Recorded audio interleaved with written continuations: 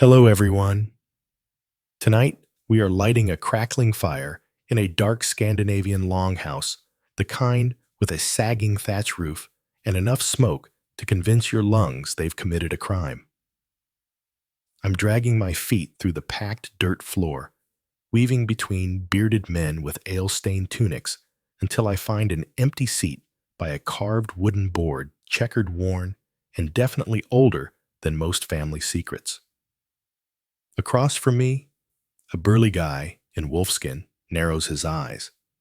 He's chewing on something that might be meat or might be a dare. And between us sits the Viking equivalent of a casino table, flat deadly and deceptively quiet. Welcome to the world of Viking board games. You probably won't survive this. So before you get comfortable, take a moment to like the video and subscribe, but only if you really like what I'm doing here, and drop a comment with your location and the local time. I always love seeing where you're listening from. Now, turn off the lights, maybe turn on the fan for some soothing noise, and let's get down to business tonight. The smell of mead and burnt fish is everywhere, thick enough to taste. The game is called Hnefatafl, or something similar. I try pronouncing it and immediately regret my life choices. It sounds like someone sneezed into a bowl of oatmeal. The rules not written down, at least not in a way anyone today agrees on. But what I do see is that everyone takes this very seriously.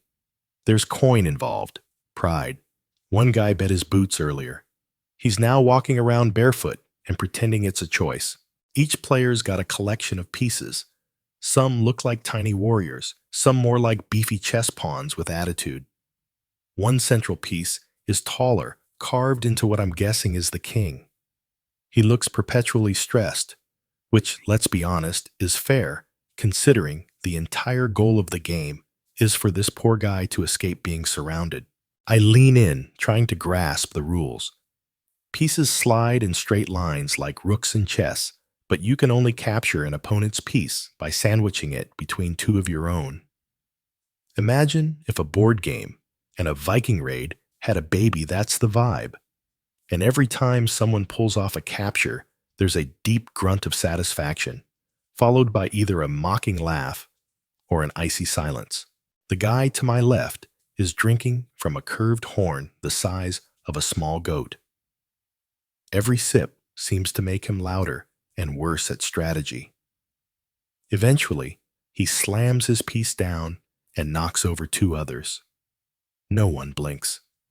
I guess that's normal. But this isn't just a game. Not really. It's more like a test. A test of cunning patience and whether you can bluff while your entire face is covered in grease from a smoked lamb leg. That's what strikes me. This isn't some sleepy fireside hobby. This game has stakes. You win, you're clever. You lose, you're either drunk or dishonored, possibly both. There's a particularly tense match going on by the main hearth. Two older men, one with a braid so long it brushes the ground, are locked in silent battle. The crowd around them is thick. People whisper like they're watching a trial. Someone's even scribbling runes into a plank of wood. One of the spectators tells me this isn't just about the game, it's about a livestock dispute. Apparently, they're settling it through Hnefatafl. Cheaper than a war, I suppose. The fire spits and crackles. Shadows dance across the walls, stretching the game's players into hulking silhouettes. One of them raises a fist and then lowers it. He's not angry. That's just how he concentrates, I guess. These guys don't do poker face. They do axe face. Somewhere in the back of the hall, a woman with silver hair is watching. She's got a flask, a scar over one eyebrow, and the vibe of someone who's won many games and lost none. I'm told she once beat 3 men in a row and made them serve her fish for a week. I kind of want to be her. The funny thing is, you'd expect a Viking game to be all about brute force, right? But this is slow, calculated, almost mathematical. And just when I think I understand it, a guy pulls off a move that makes the crowd gasp. I have no idea what he did, but it worked. The other player sighs, leans back, and mutters something about the gods being cruel today. Odd detail of the night. One of the game pieces I examine closely is carved from what smells suspiciously like burned antler. Another is bone, human. Could be someone shrugs. I choose not to ask follow-up questions. Historians still debate whether these games were used primarily for entertainment or if they held ritualistic value. Some theories suggest the boards were miniature maps of spiritual journeys with the king, representing the soul trying to escape worldly corruption. Personally, I think he's just trying to get away from the guy with halitosis and a sword. Joke break. What do you call a Viking board game tournament with no ale? A support group for the emotionally repressed. Back to the game. The pieces move with a certain rhythm, a logic hidden beneath centuries of lost explanation. There's no talking during moves, just breath creaking wood and the quiet snap of a victory when a piece is boxed in and removed. One man in particular has caught my attention. He doesn't look like much skinny missing teeth, smells like goat, but he's undefeated. They call him Ottar the Quiet. I make a note not to challenge him. As the night wears on, the games continue. New players take old seats. Horns are refilled. Meat is torn from bones. And the game, the Hnefatafl, stays exactly the same. Eternal. Mysterious. Just hard enough to make you believe the next time you'll win. By the time the candles have melted into amber puddles and the smoke in the Longhouse smells more like dreams than fire, I've started to notice something strange. Every time someone sits down to play, they say they're playing Hnefatafl. But no two games look quite the same. One guy swears the king escapes through the center. Another insists only the corner squares count. Someone else plays with a circular board that makes the pieces look like they're trapped in a Viking merry-go-round from hell. It hits me. This isn't one game. It's a genre, a whole chaotic family of related games, all called Hnefatafl or something like it, but each with its own house rules, local quirks, and probably one guy named Ragnar who insists his version is the original and everyone else is wrong. That's when I remember a detail from earlier. Some of these folks are from different villages, even different coasts. And in Viking terms, that's like being from different planets. Your fjord, your rules. There are versions with 12 defenders, others with 16. Some games use a special marked square in the center, a kind of throne, while others let the king roam freely like a stressed-out toddler in a toy store. It's all gloriously inconsistent. I sit across from a red-haired man with the confidence of someone who has never once questioned himself. His version of the game. He calls it Hnefatafl, and the king has to fight back. I try suggesting that I've seen versions where the king only escapes no fighting allowed, and he laughs like I just suggested Odin drinks oat milk. Not in the real game, he says. That's the thing. Everyone thinks their version is the real one. But the truth, historians still debate whether there was ever a single unified set of rules at all. Some think every village invented their own tweaks, passing them down, like family soup recipes, only with more bloodshed and slightly fewer carrots. There's a guy nearby who insists on calling the game Tafl no Hnef. He's from the Isles, and apparently where he's from the board is smaller, the strategy tighter, and the insults much more creative. His opponent keeps calling him a rune licker, which I think is a compliment. Maybe. I lean over one of the boards and notice something odd, a small, almost hidden rune etched into the bottom corner. I ask what it means, and a nearby onlooker shrugs. That's so we remember who made the board, he says. My grandfather. Said he beat a Saxon bishop using only one eye and half his brain. I nod respectfully. That sounds like grandpa energy, if I've ever heard it. And speaking of bishops, guess who hated these games? The monks. Oh yes. The Christian monks who were busy converting Scandinavia were not fans of Hnefatafl or its many unruly cousins. They called it a distraction, a sin, a gateway to pagan thoughts, and wasted afternoons. But that just made it cooler, obviously. Nothing says play this now, like thou shalt not enjoy. There's an entire manuscript somewhere in the British Library that includes marginalia from a monk who basically says, "If I see one more of you oafs rolling dice during prayers, I'm invoking fire and brimstone," which is honestly just ancient librarian energy. And yet these games endured. Why? Because they weren't just games. They were conversation, conflict, resolution, social glue. They were part of the Viking rhythm of life, raiding, trading, and then settling down to argue over whether diagonal moves are allowed. Odd fact of the hour: in one remote burial site, archaeologists found game pieces made of glass. Not native Scandinavian glass, either Mediterranean. Meaning some Viking brought it back from a raid, turned it into gaming tokens, and likely gloated about it for the rest of their life. Probably named their goat after it too. One game I witness gets especially heated. A young man and his older brother are playing what they call Konung's Spell, the king's game. Midway through, the younger one tries to bend a rule. The older brother raises an eyebrow that could carve granite. "Where did you learn that move?" he says. "In Bergen," the younger one shrugs. "This is not Bergen," comes the reply, and that's it. Bergen rules don't apply. Just like in modern Monopoly, where everyone's secretly playing by house rules they swear are official. Viking board games were basically the same. Some versions let pieces leap like checkers. Others didn't allow any jumping. Some let the king kill enemies. Some said he had to run like a scared pigeon with a crown. The lack of standardization makes historians crazy.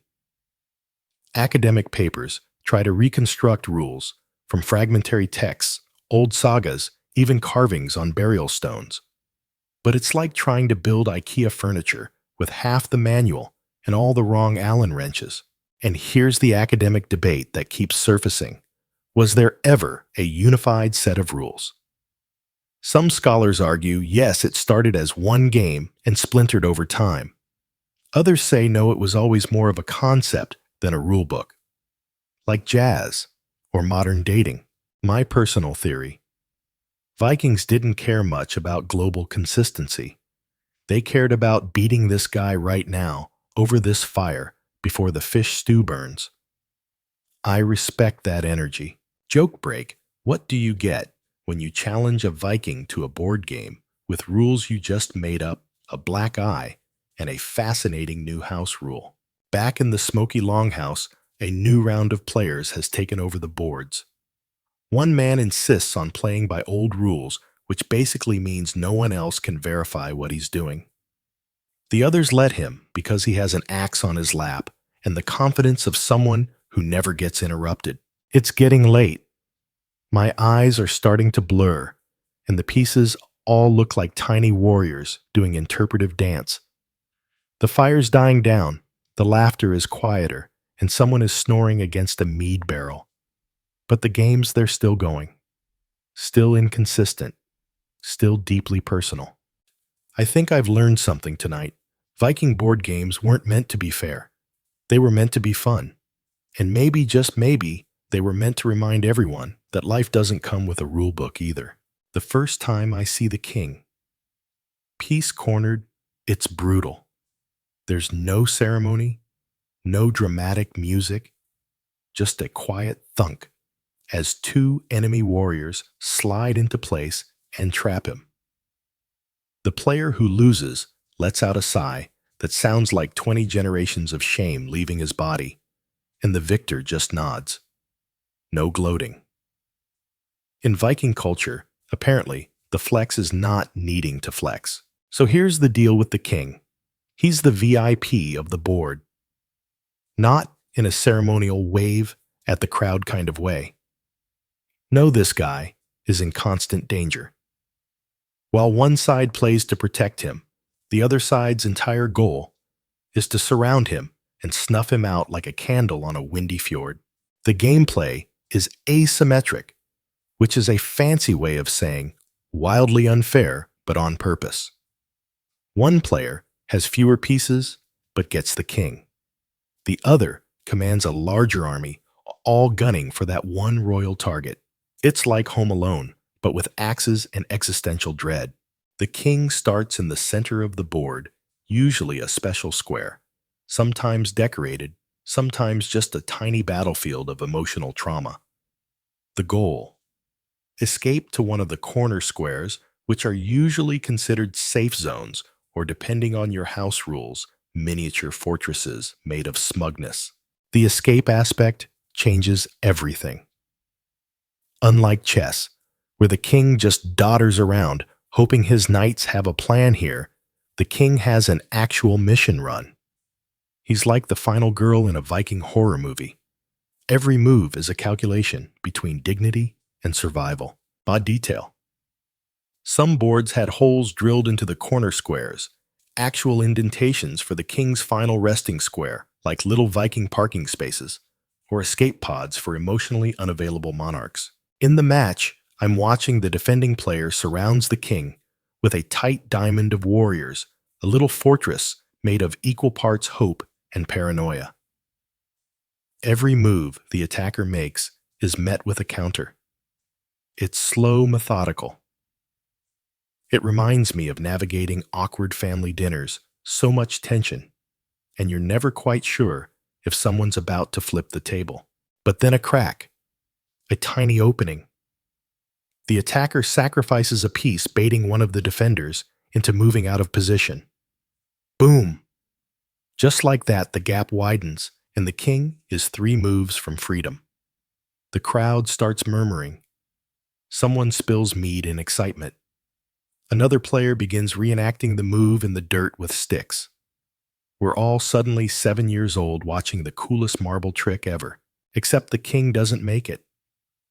A clever counter closes the path, and 2 enemy warriors move in like bouncers at the worst nightclub in history. The king's trapped. Game over. There's an ongoing debate in scholarly circles about what the king could or couldn't do. Some ancient rule sets suggest he could capture enemies just like his warriors. Others say, nope, he was strictly a runner, no fighting allowed. Just a royal piece of cargo.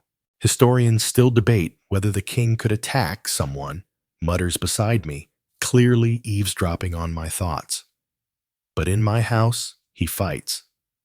Wouldn't be much of a king otherwise, eh? I nod, but I'm thinking maybe the fact that we don't know is the point. Every Viking hall had their own take. In some places, the king was just a scared noble with fast feet. In others, he was a battle-hardened leader who could take you down before slipping through a trapdoor to freedom. There's a psychological layer here that I didn't expect. Playing the attacker means playing aggressively, yes, but also anticipating desperation. The defender has to balance retreat and aggression. Every move is a bluff. And when the king is 2 steps from the corner, but 3 from certain doom, you feel it in your bones. Sensory note: the pieces make a satisfying slide across the wooden board like smooth bones over polished stone. Some boards even have faint grooves carved into them, guiding the movement like ancient traffic lanes. And every time someone taps a piece in thought, it makes a tiny hollow click that feels like thinking out loud. There's this one guy, he calls himself Torvald the Sober, which I assume is ironic, who insists the whole game is a metaphor. The king is the soul, he says, pointing dramatically to the board. And life is the battlefield. Your defenders, your virtues, your attackers, temptation, greed, and maybe a second cousin who wants your inheritance. Sure, Torvald. But metaphors aside, I can't stop watching. The king's escape adds a layer of drama I wasn't ready for. It's a built-in story arc. You start with doom, fight for hope, and either escape in triumph or fall in quiet noble defeat. Funny moment. One kid, probably about 10, plays a flawless defender game until he gets too cocky and tries to dance the king toward all four corners at once. His opponent just surrounds him like a spider with extra spite. The kid laughs, shrugs, and demands a rematch. That's Viking resilience right there. Some of the older players argue that this focus on the king reflects Viking society's obsession with leadership. Not just rulers, but chieftains, clan heads, figures who stood at the center of their social universe. Protecting the king on the board wasn't just strategy, it was a tiny performance of loyalty. And watching him fall, a grim little morality tale. I see it now. This wasn't just about winning. It was about understanding how leadership works. Sometimes, it's about protecting something precious, while everyone around you makes questionable life choices. Other times, it's about knowing when to run and when to hold the line. Joke break. Why did the Viking king lose the board game? Because he kept trying to rule the rules. He'll be here all week. Folks try the fermented herring. As the night draws on, I try my hand at the game again, playing the attacker this time. I think I'm doing great until I realize I've left one corner completely open. The king slips past my guards like a fish dodging a net. The defender smiles. "You almost had me," he says. I believe him. I also believe I will never emotionally recover from this. The fire's almost out now. The room glows faintly just enough to cast long shadows over the board. One last game is underway, and the king. He's still in the center, surrounded, stressed, plotting his next desperate move. So I'm watching another match, chewing on something I hope is dried venison, and I ask the simple question, can the king capture pieces or not? 10 people answer at once, all differently. One guy says absolutely yes, but only when surrounded by his own men. Another says never, that the king's a sacred piece above the violence. A third guy swears the king is allowed to headbutt one attacker per game, which I think he made up on the spot just to win an argument he was clearly losing. And that's when it really sinks in. Nobody knows the rules. Like really knows them. There's no surviving Viking-era rulebook. No dusty leather codex titled How to Not Embarrass Yourself at Tafel. Instead, we have fragmented reconstructions from Saga's game boards dug out of frozen graves and monks' passive-aggressive footnotes complaining about how noisy the taverns are during these games. Modern scholars have tried piecing the rules together from various sources, kind of like reconstructing a pizza from 3 crusts, a smear of cheese, and someone's vague memory of pepperoni. The most famous reconstruction came from a Welsh manuscript describing Talbward, a similar game, but even that is full of gaps and contradictions. Historians still debate whether Hnefatafl had fixed rules at all. Maybe every Longhouse had its own set passed down, orally tweaked with each generation, and occasionally rewritten entirely because someone's uncle got too drunk and flipped the board again. That's how you get a version where the king teleports. I'm not even joking. There's a carving found in Norway that shows the king piece mid-movement between squares. Did he jump, slide, teleport? Nobody knows. But the local kids think he had powers. I'm fine with that. At this point in the night, one very old man with one very bushy eyebrow decides to explain his rules to me. He speaks slowly, with the confidence of someone who believes he invented fire. In my house, he says the king may only capture if attacked directly. Okay, I reply. So if someone slides into him, he can fight back. He nods. Then without blinking adds, unless it's a Wednesday. I don't ask. The inconsistency doesn't just make the game unpredictable, it makes it personal. People argue about these rules like they argue about their favorite uncle's stew recipe. Each variation has history pride, and at least one family feud baked into it. I even hear about a village where they decided to settle the rules in an annual tournament. Problem is, they've had 7 tournaments and 7 different winners. Each one rewrites the rules for the next year. Now, they just call it the Who's Right This Time Festival. I want to go. Odd little artifact. There's a half-burned Hnefatafl board from Iceland that shows 5 corner squares. Not 4. 5.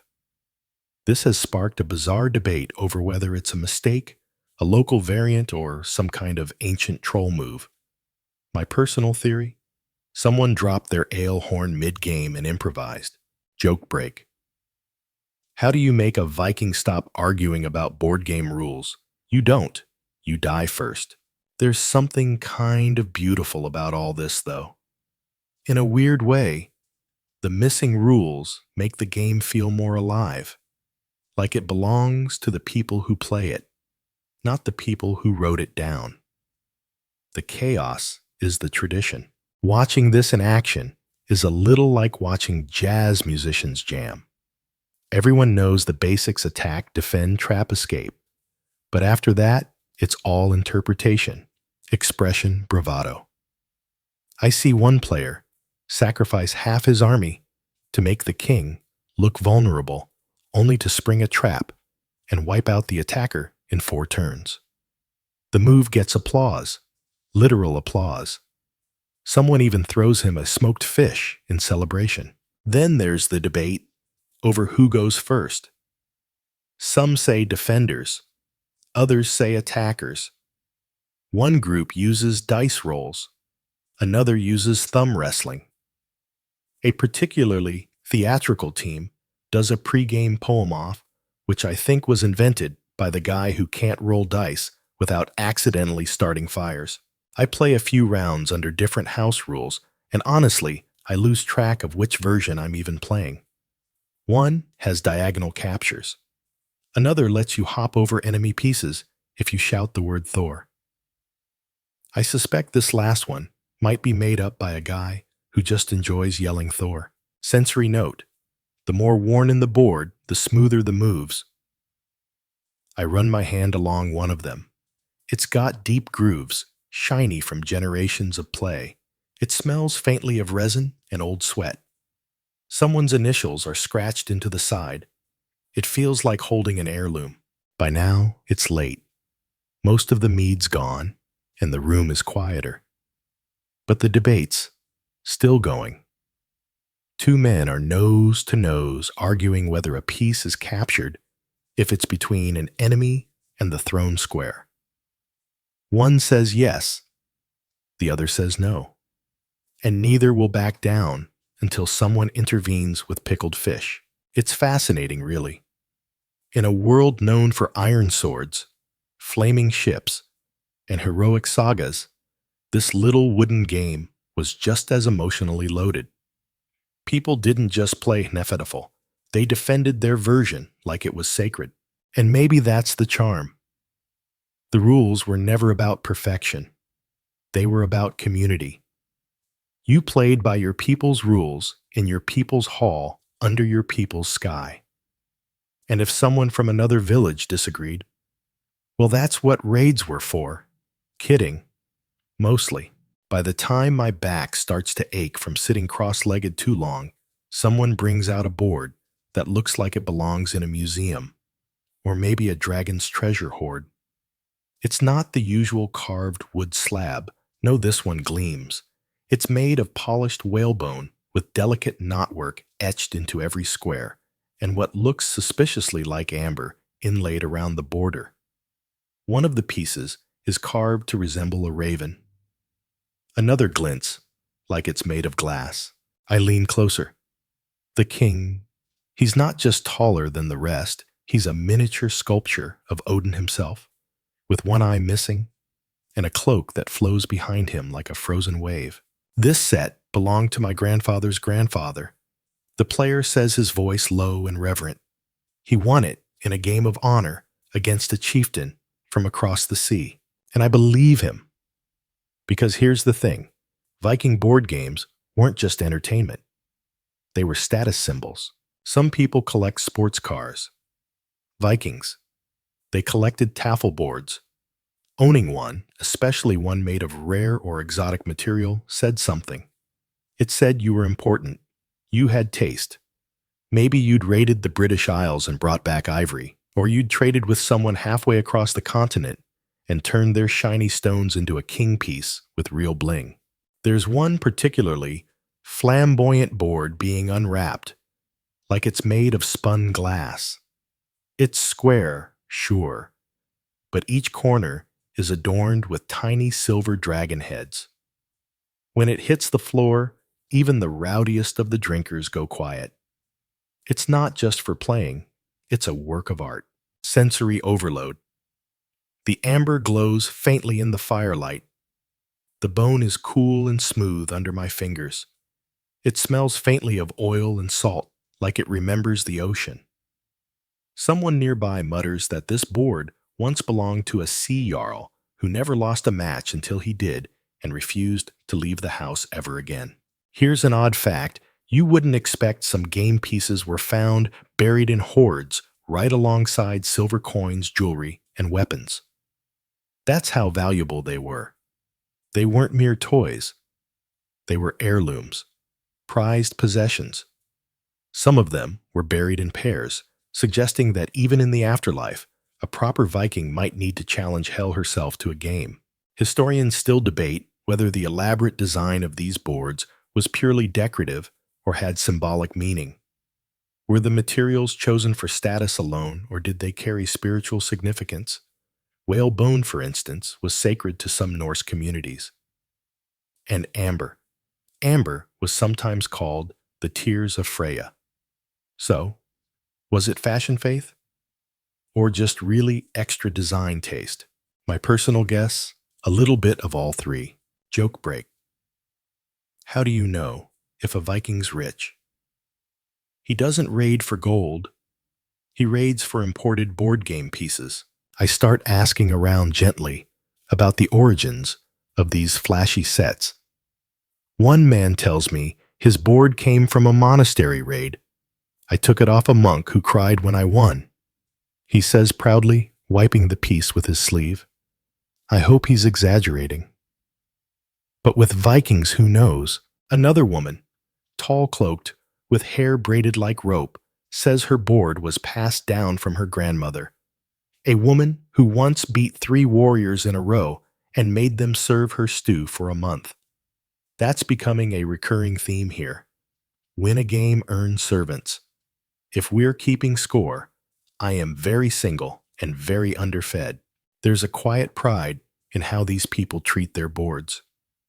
Before each match, the pieces are arranged with care, almost ceremony. They're not dumped out of a sack like poker chips. They're placed, positioned, respected. It reminds me of setting the table for a holiday meal, except this meal involves war metaphors, tactical deception, and the very real chance that someone will storm out. Back to the extravagance, I hear about one set made entirely of jet black stone found in a burial mound. Another discovered in Denmark had gold leaf along the edges. Gold leaf. On a board, you move pieces across while eating stew with your hands. That's like putting diamond studs on your TV remote. But here's the kicker. Some of the most elaborate boards, they weren't even used for playing. Not often, anyway. They were display pieces. A way to show off when guests arrived. Yes, I'm an excellent warrior. I own 3 longships, and also check out this handcrafted walrus ivory taffel board with custom cast bronze pieces shaped like mythological beasts. It's the Viking version of having a grand piano in your living room that no one actually plays. And maybe that's part of why the rules were so fluid. When your board is a piece of art, you're not just playing to win, you're performing. You're telling a story. Creating drama. Making your guests lean and watch closely, and maybe even whisper, I could take him next round. One match I watch uses a board inlaid with lapis lazuli. The players don't talk. They hum. And when a piece is captured, the loser claps once solemnly. I ask what's going on. A younger player whispers, "That's the silent game. It's played only during the winter solstice." Sure, why not? At this point, I'd believe someone if they told me there's a version played only by the light of a dying candle while singing to a pine cone. Joke break.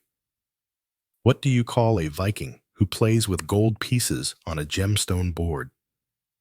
Overcompensating Olaf. Still, there's something touching in all this ornamentation.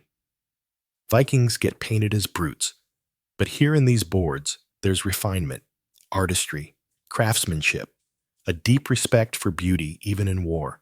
The fire's burning low again.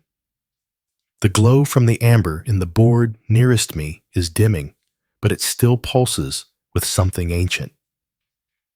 I run a finger along the edge of a bone piece and wonder how many hands have held it, how many games it's seen, how many stories were told in the silence between moves. Tonight, in this smoky longhouse, full of laughter, strategy, and quiet reverence, I realize something Viking board games weren't just about winning. They were about legacy. And if you ever find a dusty old bone piece at a flea market, don't toss it. You might be holding history. I'm leaning back against a wooden post, trying not to spill the last of my mead, when I realize something that hadn't quite clicked. Before, Viking board games weren't just a way to pass time between raids or warm up after a long sail. They were social weapons. Like battle, yes, but with fewer swords and more humiliation. There's a match starting now where the stakes aren't just honor, they're actual livestock. Two brothers are sitting across from each other, surrounded by a small, excited crowd, and I catch someone whispering, "Loser gives up a goat." A goat, mind you. That's not pocket change. That's breakfast for a week, and maybe a pet if you're emotionally repressed. The younger brother smirks and says, "You're gonna miss her milk." The older one doesn't reply, just moves his first piece. Cold. I love it. This isn't unusual. I've learned that these games often settled arguments, debts, or bruised egos. They were used during feasts, weddings, negotiations, even to resolve inheritance disputes when the sword solution wasn't ideal. It's both deeply practical and wildly theatrical. And if you lost, especially in public, oh, it stung. Worse than stepping barefoot on a rune stone in the snow. Vikings had reputation. Everything was tied to it. Honor, marriage, even access to better boats. Losing publicly could follow you like bad breath and a bad poem. There's a tale circulating here about a man named Erling who once lost 7 games in a row during a Yule feast. The following spring, his marriage proposal was turned down. "Can't even protect your king," the woman reportedly said. Brutal, effective. Odd fact of the night. Some sagas, yes, the big epic stories about gods and revenge and wolves eating the sun, mention Tafel games played between warriors right before battle. Picture that you're sitting in a damp field sharpening your axe and casually playing a strategy game with the guy you might die next to. It's hard to overstate just how closely these games were woven into the social fabric. Losing wasn't just bad luck. It was evidence. Evidence you weren't clever. That maybe you couldn't be trusted with a ship, a crew, or even a pig pen. Joke break. What's the Viking word for strategic loss to save face? There isn't one.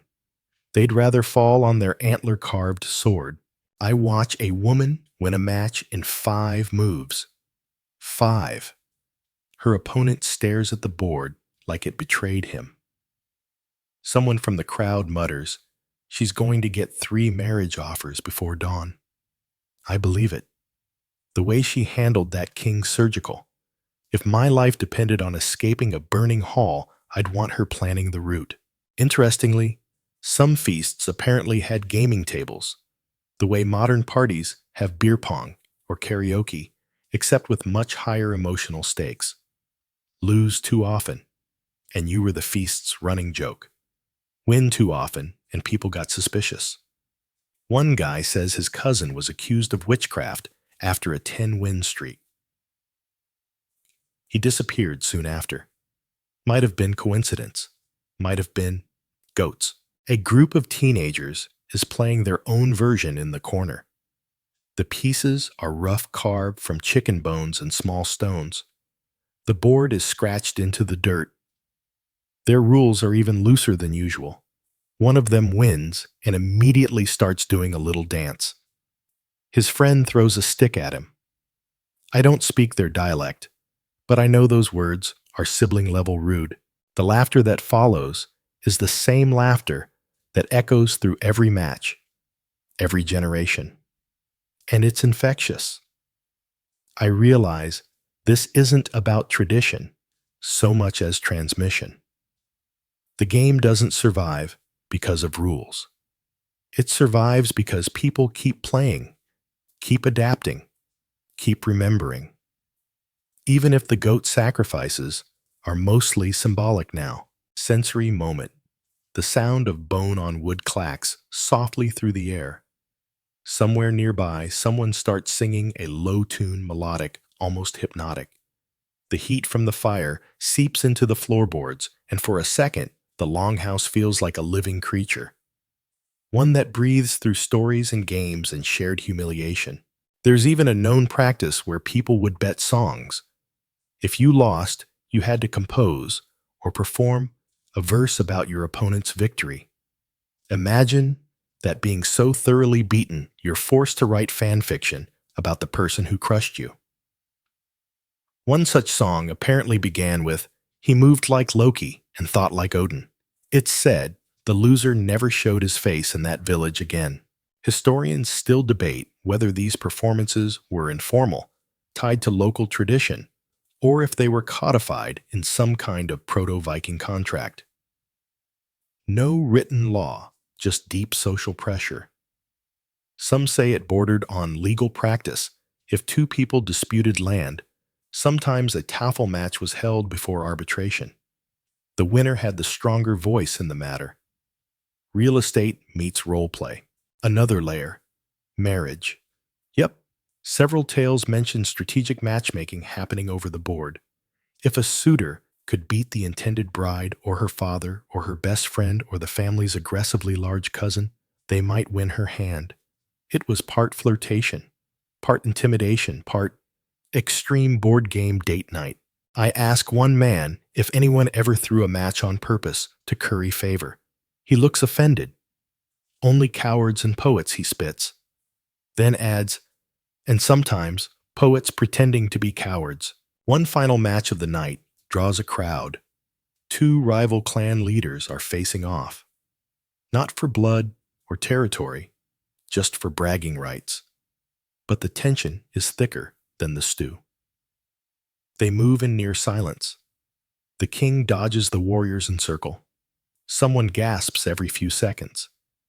By the time the king escapes to the corner, one player quietly stands, nods once, and says, "The feast is yours this year." It's not just a game. It's a declaration. And that's when it hits me. In Viking culture, where violence solved many things, but not everything, these games offered another path. A way to win without spilling blood. To settle things with brains, not blades. And if you lost, well, you'd better lose with enough flair to keep your reputation intact. It's just past midnight now, and the air in the Longhouse has turned thick with smoke and half-told stories. Someone's humming softly, the kind of tune that lingers between nostalgia and slight intoxication, and a few stragglers are still hunched over their boards, playing by the glow of embers. And that's when I hear the whisper. The monk's bandit, you know. I turn. The speaker is thin-robed and grinning like he knows something I don't. Which honestly is not hard at this point. The board games, he says. The monks hated them. And now I need to know everything. Apparently, during the Christianization of Scandinavia, when Norse gods were being slowly nudged off the cultural stage in favor of Jesus and his fan club. The monks took issue with a lot of things. Mead dubious, longships with carved monster heads definitely suspect, and board games that led to shouting, wagering, and general loss of dignity. Those had to go. It makes sense in a way. These games weren't just innocent entertainment. They were tied to pagan rituals, drunken feasts, and on more than one occasion, a fist fight involving someone named Bjorn. Monks who had a thing for quiet contemplation and not being whacked with a jawbone were not amused. There's even a written complaint from a 13th century cleric who called Tafl games instruments of the devil's distraction. A little dramatic, sure, but have you seen what happens when someone loses 3 times in a row? Odd fact of the section, some of the earliest Christian laws in Iceland actually included specific clauses banning idle gaming with dice or Tafl. That's right. Your local Viking could burn a village, but if he played Hnefatafl during a sermon, that was a problem. Historians still debate whether these bans were about suppressing pagan culture, controlling behavior, or just monks being really bad losers. One theory: the games were too beloved, too entrenched, and the monks saw them as a threat to their new book-loving order. After all, it's hard to get people to copy scripture when they're too busy shouting about corner traps and king escapes. But the Vikings didn't give up so easily. Here's where it gets interesting. Instead of tossing their game boards into the fjords and taking up Gregorian chanting, many warriors doubled down. Tafl boards started showing up in even more homes, sometimes disguised as decorative furniture or passed off as training tools. That's right.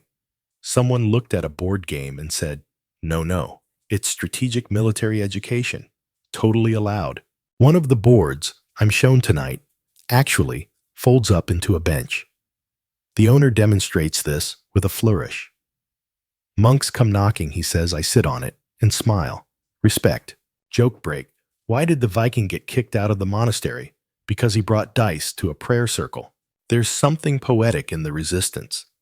Board games became quiet rebellion, a way to hold on to tradition while pretending to conform.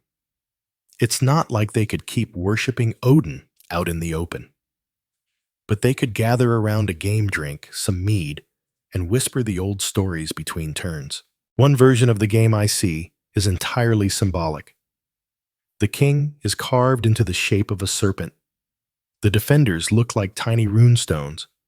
The attackers, stylized wolves. It's subtle but unmistakable. A hidden mythology played out on a portable altar. Each match, someone tells me, is a memory. And that's exactly what it was becoming. As the Christian world tightened its grip, these games turned into cultural time capsules. Play a round of Tafl, and you're not just passing time, you're preserving the stories of your ancestors masked in a strategy match. Another man much older leans in and says, my father told me the king piece used to represent Balder, the god of light, always trying to escape the darkness. I ask if that was common knowledge. No, he says, but it should be. Sensory note. One of the carved pieces I touched tonight is worn smooth, but there's still a trace of red pigment in the grooves. Not paint ochre. Natural dye. Someone centuries ago colored this piece by hand. Maybe they thought it gave them luck. Or maybe they just wanted to make the king bleed symbolically. Either way, the color's still there, stubborn and ancient. One theory floating around the Longhouse is that these games were also a way of testing converts, a kind of religious vetting. Play the wrong variant, someone jokes, and you get tossed in the fjord. I'm 85% sure that's a joke. But the divide was real. Christian converts were expected to give up heathen pastimes. In some regions, people were fined for hosting Tafl tournaments. And yet, the boards kept appearing, in basements, behind tapestries, even carved into the sides of boats hidden beneath crates of fish. One particularly bold board I see tonight has a small cross etched in one corner and a tiny Thor's hammer in the opposite. Equal representation, I guess. Joke break. How do you know a Viking board game is pagan? The king is shaped like a god. The rules are inconsistent, and the winner gets to insult you in verse form. So, while the monks may have tried, they never really succeeded. The games didn't die. They just shifted, changed shape, wove themselves into new stories. Some scholars even believe that later forms of Tafl adopted Christian imagery, turning the king into a Christ figure surrounded by loyal disciples. It's a reach, maybe, but stranger things have happened. Like me not spilling this mead on my lap. By the time the fire has turned to glowing coals, and most of the players have either left or dozed off. Mid-game, I'm staring at a board where the king piece is missing entirely. Lost it, the owner shrugs. We just use a shell now. Same idea. I ask if it's still fun. He smiles. The monks can't stop it. They never could. And I believe him. It's well past the hour when even the bravest warriors begin to yawn into their beards, and yet here I am, wrapped in a wool cloak that smells like old ale and pine being led outside the Longhouse. Come on, says a younger man with cheeks red from the fire and perhaps a little pride. You've seen the games. Now it's time to see the game. I follow him through snow that crunches like stale bread underfoot. The night is clear. The stars so sharp, they feel like they might cut you if you stare too long. We're heading to a larger building near the edge of the settlement. No windows, just a low stone foundation, and walls built thick to keep out both wolves and gossip. Inside, it's packed shoulder to shoulder with cloaks and calloused hands and intense stares. This is no casual drinking hall competition. No wagering goats over mead mugs. This is something different. The Longhouse tournament, someone whispers. Only held once a year. It's invitation only. The best players from neighboring villages, far-off fjords, even the occasional foreigner who's managed to earn respect the hard way. Everyone has their own board. Everyone's already sizing each other up like a market day meat sale. And it's not just bragging rights at stake here. Apparently, the winner of this tournament gets to settle one community dispute of their choosing. Land law, love its all fair game. I find a corner to sit in. The boards are laid out on raised platforms, each one lit by torches that throw flickering shadows onto the wood. It looks like something out of a dream. A dozen kings, trapped in glowing squares, each surrounded by their defenders, like frightened monarchs at the edge of a coup. One by one, matches begin. The players speak little. The pieces click across the boards like whispered secrets. And the audience, silent, reverent. Odd fact, some boards here are so large they require teams to play 2 people per side, each responsible for half the board.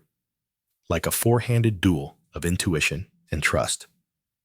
I watch as one player grimaces when his partner moves a piece too soon. There's a visible twitch in the jaw, but no words. Apparently, even in high-stakes Viking tournaments, you keep your drama internal. There's debate among modern historians about whether these tournaments were real or just romanticized stories in later sagas. Some believe the Longhouse games were mythologized, turning local competitions into near-religious events. Others think there were grand matches, just not as organized as we imagine. No brackets, no champion belt, just escalating tension, and the occasional challenge for a marriage contract. Tonight, it feels real. One woman tall, with a fur-lined cloak and braids coiled like serpents, takes a seat at the central board. The crowd shifts. She's the reigning champion. Hasn't lost in 4 years. They say her eyes can predict moves before you make them. That's probably an exaggeration. Still, no one bets against her. Her opponent tonight is younger, nervous. He's chewing the inside of his cheek like it owes him rent. The game begins. The king starts in the center as always. The woman plays the attackers. Slowly, steadily, she tightens the noose. Her moves are precise, economical. It's not aggression, it's inevitability. Her opponent falters, slides a defender too far to the left. The crowd winces. The opening is there. 3 turns later, the king is cornered. Not brutally, elegantly. Like he simply walked into his own trap and thanked her for the service. Applause, but quiet. Almost worshipful. Joke break. What do you call a Viking tournament without the reigning champion? A lot of very hopeful people, and one surprised goat. I ask someone how long this tradition has gone on. He shrugs. My grandfather played here. His father before him. Maybe longer, maybe always. There's an ancientness to it all. Like this hall was built not to shelter people, but to house this game. One of the most fascinating aspects.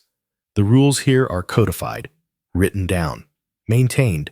A chalkboard on the wall lists the basics, how the king escapes, who moves first, even what happens if both players stalemate for 10 turns. So while the outside world plays loose and wild, this place holds the line. This, it turns out, might be the last stronghold of standardization in a culture otherwise happy to improvise. But there's a twist.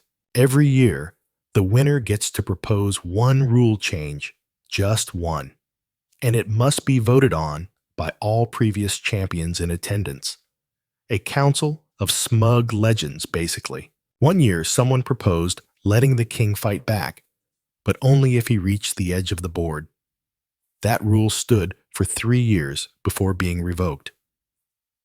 Another time, a rule was added that if you captured 3 enemies in a single move, you could shout a specific phrase and earn an extra turn.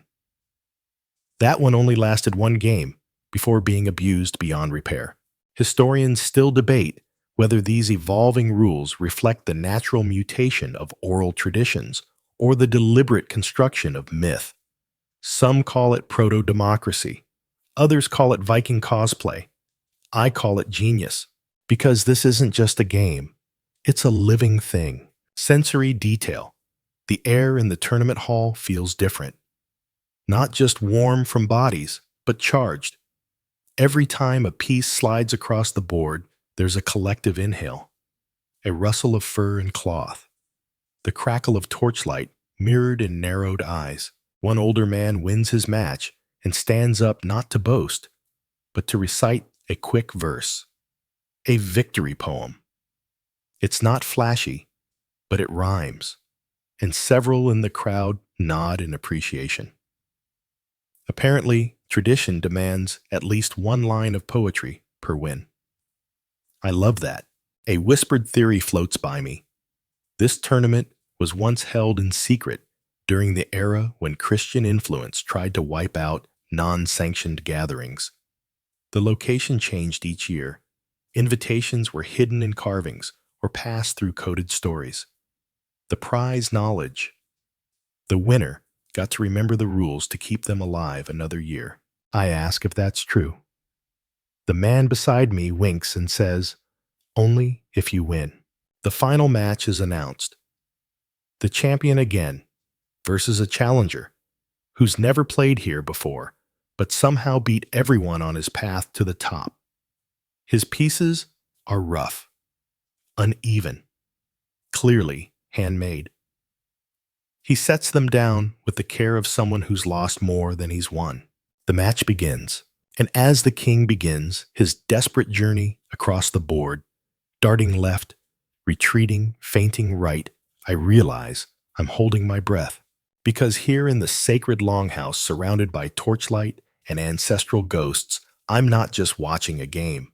I'm watching a ritual. The Longhouse tournament has reached that part of the night when time no longer matters. No one leaves. No one blinks. The air is heavy with breath and firelight, and the only movement comes from fingers nudging carved pieces across ancient boards. It's not loud, But it's not quiet either. It's something else, something more sacred, like the low hum of a sea cave just before a storm. The final match is still unfolding. The king has made it to the edge of the board, dangerously close to freedom, but the attackers have closed in. It's tense. Not dramatic in a saga tense, real tense, like the kind where you forget to sip your mead and realize your hands are clenched around your knees like they're trying to hold in a scream. Then, with a move so subtle I almost miss it, the challenger sacrifices one of his defenders, drawing two attackers out of position. The champion doesn't notice until it's too late. On the next turn, the king slides into the corner. He's escaped. Silence. And then murmurs, gasps a single clap from the shadows that turns into a chorus. Not applause. Something heavier. Something like recognition. The champion lowers her head, stands, nods once. The challenger, whose name it turns out is Alric, doesn't smile. He just looks at the board like he's unsure whether he really won or simply survived. That's when someone leans over and tells me he's a builder. Stonework. Never played a formal match before this week. Of course. Odd fact, there's a record of a 10th century tournament where a runaway thrall, an escaped servant, won the championship using an unknown set of rules. Instead of being punished, he was freed, given land. His board was passed down 3 generations before disappearing during a raid. Historians still debate whether it actually happened or if it was a parable disguised as a game story. Still, it fits the theme. The board doesn't care who you are, only how you move. There's a short ceremony after the win. A ceremonial mead cup passed around each player, drinking once and offering a word. Not a speech, just one word. Alric's word, balance. Then comes the rule change. According to tradition, the new champion may propose one revision to the current rules. Something small, something symbolic, something curious. I propose, he says slowly, that from now on, if a king reaches the edge and remains there for 2 full turns without capture, he wins even if the corners are blocked. Gasps. Not outrage. Surprise. It's a clever change, one that rewards timing and precision. The champion council deliberates, whispers, then someone laughs low and deep. The oldest among them finally raises a hand. Let it be added. Just like that, the rules shift again, and with that, the tournament ends, not with fanfare, but with a simple collective exhale. The way a group breathes when it's not carrying history anymore, just sharing it. As people begin to file out, someone beckons me into the back of the Longhouse. You want to see the vault, he asks, like it's a secret worth betraying your best friend for. I follow him through a narrow corridor to a small, locked chest, carved with runes and symbols I can't decipher. Inside, dozens of folded cloth boards, stone pieces wrapped in leather, even a few wax tablets covered in what looks like game notation, strategy diagrams, battle plans. He lets me hold one, a king piece made of jet black glass. It's warm in my hand. Or maybe I'm just imagining that. Either way, don't want to give it back. This, he says, is how we remember. Because that's what all this is really about. Memory. Historians still debate the origins of Tafl. Was it homegrown, imported from the Romans? A derivative of older Germanic games?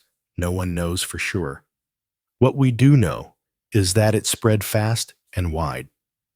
From Norway to Ireland, from Greenland to the Baltics.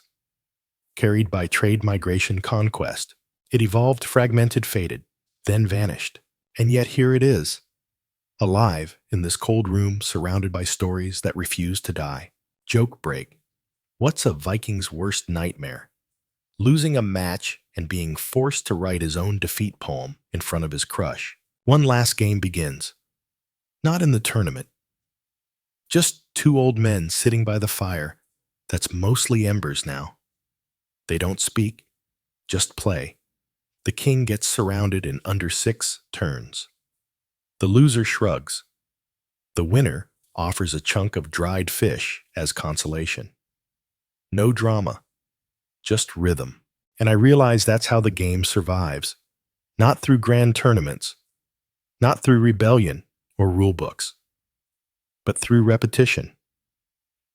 Passed from hand to hand, joke to joke, fire to fire. A young girl walks by holding her own game board, a miniature version carved into a wooden plate. She sets it down near me, starts arranging tiny pebble pieces. Her little brother watches curious. "What's the king do?" he asks. "He runs," she says, "but only if he's smart." That's it. That's the legacy. Not victory, not conquest. Play. It's morning now, or close enough. The Longhouse is quiet, not silent, just hushed, like the world itself is tiptoeing through the embers of everything that's happened. Someone's stoking the fire again. The smoke curls up into a soft haze that feels more like a memory than a smell. I'm still sitting there, wrapped in the same wool cloak, watching two kids play on a board scratched into the dirt. Their pieces are mismatched. Little bones, pebbles, what looks like a carved button, and the rules I have no clue. But they do. They're laughing and arguing and occasionally slapping each other's hands like seasoned warriors, and in that moment, I get it.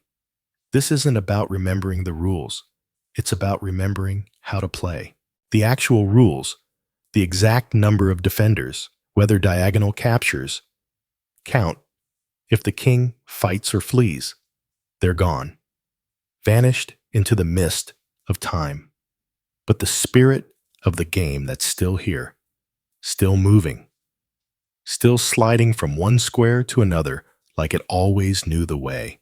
Some scholars believe the disappearance of Tafl wasn't a simple decline, but a transformation. As chess entered Scandinavia, brought in by merchants, missionaries, and monks with more time than patience, Tafl slowly faded. It wasn't banned, it was replaced or absorbed. The asymmetric strategy gave way to the more uniform logic of bishops and knights. One game with 1,000 faces gave way to one game with 1,000 books. And yet the fragments remain. Pieces still show up in dig sites. Boards still lie buried in frostbitten earth. Children in some parts of Scandinavia still know the name. Tafl. They say it like a whisper, or like a dare. Historians still debate whether chess directly killed it off, or if it simply outlasted its usefulness. Some argue that as Viking culture itself shifted trading raids for laws, longships for towns, the game lost its place. Others insist it went underground waiting to return. Romantic, sure, but not impossible. One thing's for certain, there was no clean ending, no final tournament, no Vikings stepping up to declare, "That's it, we're switching to pawns." The rules didn't die, they drifted. I find a man packing away a board, the same one from the tournament. The amber glints weakly in the pale light. He folds the cloth carefully, wraps the pieces in linen. I ask him how long he's had it. "Not long," he says. "My uncle passed it to me when I turned 12. Said it belonged to our great-grandmother. She beat 3 chiefs in one night and made them braid her hair. I love this woman." "And did she teach you the rules?" He chuckles. "No, just said, move like a wolf, think like the sea." Perfect. Sensory moment. My fingers are stained with soot. My breath fogs faintly as I stand outside the Longhouse, watching the horizon blush with the gentlest hint of sun. Somewhere in the distance, a gull cries. Closer, a pot clinks as someone prepares morning stew. And underneath it all, I can still hear the clack of game pieces echoing in my memory. That's when it hits me. The rules didn't need to survive. The feeling did. The feeling of risk and cleverness, of testing your wits under flickering firelight, of protecting something precious while the world closes in. It's not a game, not really. It's a metaphor wrapped in bone and amber and laughter. Joke break. What do Vikings say after losing a game? Rematch. Same rules, different goat. A final thought in the end, Tafel wasn't just a pastime. It was a mirror. A tiny battlefield that reflected the Viking worldview, loyalty balanced with pride and escape. The king doesn't conquer. He survives. He endures. He slips past the jaws of the enemy and finds a path no one saw coming. That's what we all want, right? To think clearly under pressure, to outwit our past, to protect what matters, to make it to the corner square and rest. And if someone carves your game piece out of amber or bone, all the better. Word count 198. Wind down 300 words. And now, here we are. The fire's nothing but a soft glow. The game pieces are sleeping folded away in cloth and dream dust. The Longhouse is still. So still, you could hear a feather land or a thought take shape. You've traveled through time tonight, haven't you? Drifted from the clatter of bone pieces to the weight of whalebone kings. You sat among warriors and whispers. You watched matches turn into memories. And through it all, you saw something old become something timeless. The rules of Hnefatafl are gone, but they were never really the point. What stays with us is the hush before a move, the sting of a clever trap, the way one small king runs for the corners while everything around him tries to crush him. It's just a game, but it isn't, is it? So let your thoughts drift like fog over fjords. Let your breathing slow with the rhythm of ancient turns. The pieces are still. The board is quiet. And you've played well tonight by watching, by listening, by remembering. If you find yourself dreaming of amber and wolves, of kings and escape routes of a warm longhouse echoing with silent applause, don't worry. That just means the game is still playing in you. Good night now. Sleep deep. And may your king always find the corner.